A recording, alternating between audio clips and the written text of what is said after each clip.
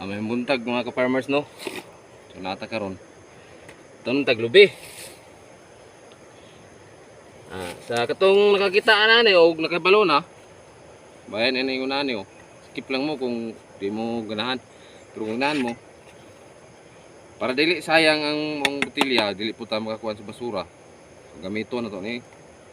Sa katong pusunada, katong karang panitan layo imong lubinaan, binulan, tag 2 ka bulan kaya kalaag. So para safety imong lubi no. Malibunan. Nganayo lang ato mga ka-farmers.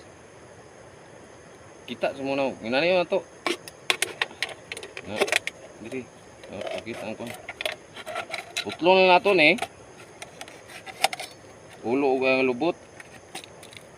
So, no. Dayon, kuha tag asin. Ayan to, silupin nga asin. Ato na siyang buslutan diri. Ang tudlo. Ato ibutang og una sa bangag. Ana ikulob na to. Na, so mo na ya plaster. Na no. Butangan nato na sa yuta gamay. Para kuan sa dipinsa sa lubi din. Buno na to sa butang na to lubi.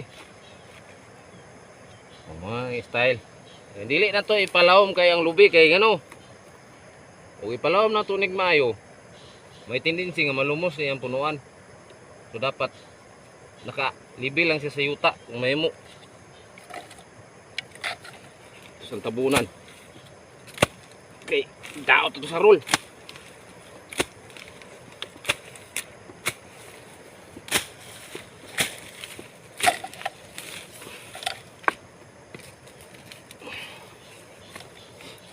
Ang inaanak lang ang plaster no. Ito gina ipagawas. Dayon kini atong giputol nga kuan. Mo na ito ibutang diri sulod. Para nga likay ita sa kuan. Manitan kanon sa mga mananap dili sila kakuan sa punuan. Kinaaman tayo protektat.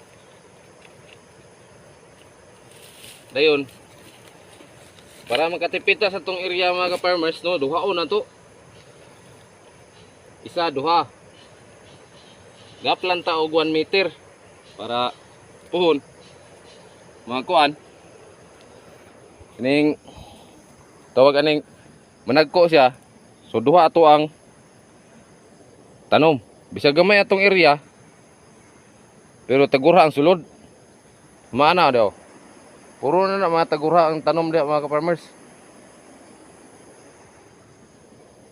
So mao lang no kung may lang makatag-tag tips. Okay, salamat.